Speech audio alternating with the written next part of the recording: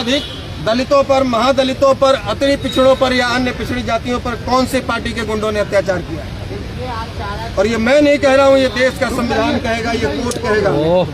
और प्रत्येक जिला मुख्यालय से हम लोग एक सूची निकलवाएंगे कि कहाँ कहाँ कौन कौन से गांव में, कौन कौन से जिले में अति पिछड़ों पर, दलितों, महादलितों पर अत्याचार हुआ है और कौन से लोगों ने किया है, क्या टाइटल है उनका, ये कौन सी पार्टी के झंडा उठाने वाले लोग हैं और उन मामलों पर राज्य आरजेडी का क्या स्टैंड रहा है। 4 दिन पहले किसी पासवान समाज के गांव में जाकर आरजेडी के गुंडे जबरदस्ती अपनी जाति का गाना बजवा रहे थे और कह रहे थे कि तुम्हारी बहन बेटियां हमारे साथ नाचेंगी। कौन सा बिल में घुस गई थी ये चोहिया उस समय? इसका आवाज क्यों नहीं निकला? जो अपने आप को दलित हितैषी कहते हैं क्योंकि इनकी पार्टी के गुंडे ऐसा कर रहे थे। ये दोहरा चरित्र अब चलने वाला नहीं है। पूरे बिहार के अति पिछड़े दलित, महादलित लोगों के बीच में जाएंगे और इनकी असलियत से पूरे बिहार की जनता को वाकिफ करवाएंगे। अब आशुतोष कुमार का केवल एक ही मिशन है। जैसा कि भैया एसएससी की जो बात थी, जैसे आप कहते रहे हैं, आपके मंच पर भी आ चुके हैं, वही करवाएं।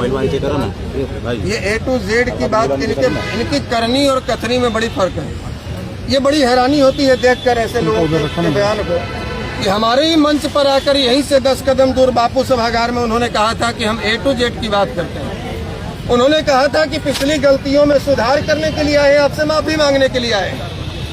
के बाद इसी बापू सभागार में, उसी मंच पर जो व्यक्ति कहता है कि हम सबको सम्मान देते हैं और सबको साथ लेकर चलते हैं 100%, A to Z मतलब 100%, यानी कि हर जाति के, हर वर्ग के लोगों को साथ लेकर चलेंगे। और ठीक 20 दिन में भूल गए। इनकी याददाश्त इतनी कमजोर है। आलोक मेहता जी के मंच पर आकर कहते हैं कि 100 में 90 शोषित है, 90 भाग हमारा है। तो भैया फिर A to Z की बात कैसे करते हैं आप? के से लेके से लेके यू तक कीजिए ना, जेड तक कीजिएगा तो 10% को भी जोड़ना है। तो इनकी करनी और कथनी में बहुत फर्क होता है। तो आप मानते हैं कि लेकिन आशुतोष जी, आप जब कर दी एक उपचुनाव में आप खुद प्रचार करने गए राष्ट्रीय जनता दल के, और आपने उस समय वो बयान दिया कि उन्होंने 5 लोगों को भूमिहार समाज से MLC बनाया, इसलिए मैं उनके साथ हूँ। तो अभी ऐसा क्या हो गया? और आप काफी दिन से अब राजनीतिक रूप से गायब भी थे, तो ऐसा आखिर क्या हो गया? देखिए, बता रहे हैं, राजनीति में गायब वो लोग होते हैं जिनको विरासत में राजनीति मिली होती है। उनको लगता है कि चुनाव के समय कोई परमेश्वर मुखिया नाम जैसा कोई चिन्ह निकालेंगे और फिर सब लोग हमको वोट दे देंगे, तो 5 साल तक चांदी के चम्मच और सोने के प्लेट में खाना खाते रहिए, हेलीकॉप्टर पर घूमते रहिए, ऐसे ऐसे हाथ हिलाते रहिए और ऐसी कमरा में प्रेस कॉन्फ्रेंस करते रहिए, राजनीति उनकी होती रहेगी। जिनको आप कह रहे हैं कि हम लोग राजनीति में गायब और वो राजनीति में सक्रिय है, तो कोई एक उदाहरण बताए में किसी जिले में पद यात्रा की हो। आज कई लोग संघर्ष कर रहे हैं, बिहार में पद यात्रा कर रहे हैं, और ये सामने जो आपका व्यक्ति है खड़ा है, ये भी 4000 गाँव का दौरा किया है पिछले 12 सालों में। हमें पता है कि बिहार में बाढ़ की विभीषिका क्या है, सुखाड़ की अवस्था क्या है, बिहार में कहाँ क्या बेरोजगारी है। अब आपके पॉइंट पर आते हैं, जो आपने कहा, या आपका भी सवाल लगभग सिमिलर है कि आप भी उनके साथ जा रहे थे और आपने कहा कि उनके प्रचार में गए थे। ये सच बात है कि गलती इंसान से ही होती है। हमको लगा था कि कुत्ता का पोंछ सीधा हो सकता है, लेकिन 6 महीने तक पाइप में डाल के रखने के बाद जब पाइप हटाए तो पता चला कि कुछ वैसे ही टेढ़ा है। हम नाली से उठाकर सोफा पर बैठाने की बात कर रहे थे, लेकिन उनको वापस नाली पसंद है। हम प्रोग्रेसिव बिहार करने वाले उस युवा को पसंद कर रहे थे या समर्थन कर रहे थे। मंचों से वाहवाही लूटते चल रहे थे कि हम तो बिहार को अव्वल राज्यों की श्रेणी में बना देंगे, हम तो बिहार में रोजगार देने वाली फैक्ट्री लगाएंगे, हम तो बिहार को IT हब बनाएंगे, हम तो बिहार को शिक्षित बिहार बनाएंगे, अगड़ा बिहार बनाएंगे।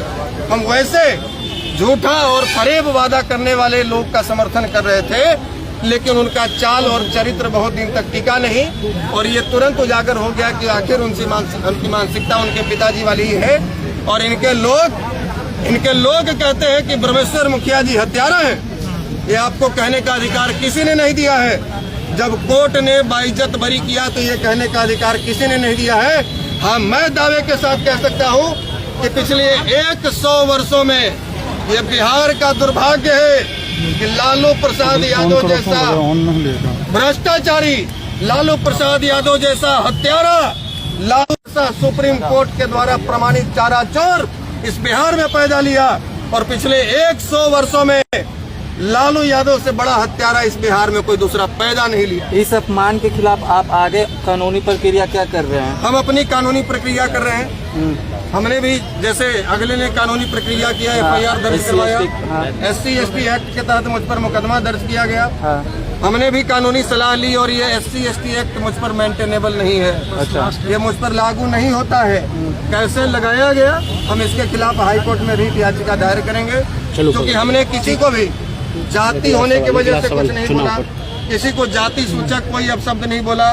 सारिका पासवान के जगह पर मिश्रा सिंह, तिवारी, यादव, कुशवाहा कोई भी होती या होता और हमारे पूर्वजों का इस प्रकार से अपमान करते तो हमारे शब्द उसके लिए ऐसे ही होते, बल्कि इससे भी ज्यादा कठोर हो सकते थे। एक लास्ट सवाल आशुतोष जी, बिहार विधानसभा का चुनाव भी इसी साल है, क्या आपकी जो पार्टी है वो चुनाव में जाएगी? पार्टी बनी है चुनाव लड़ने के लिए। 243 सीट पर आप चुनाव अब कितने सीट पर लड़ेंगे ये पार्टी तय करेगी और पार्टी के लोग तय करेंगे। ये हम लोग फिलहाल तो चुनावी मुद्दे पर हम लोग बात करने के लिए यहाँ नहीं आए हैं। फिलहाल मुद्दा ये है कि बिहार से एक वैसी पार्टी को बिल्कुल नेस्तनाबूद कर देना है जो वापस 2015 में नीतीश जी के रहमो करम पर फिर से जिंदा होगी। मरण सैया पर उस पार्टी को पहुंचाने के लिए आशुतोष कुमार संकल्पित है और पूरे बिहार के 243 विधानसभा में घूमकर घर घर जाकर इनकी सच्चाई से बिहार के लोगों को रूबरू कराएंगे। चलिए ठीक।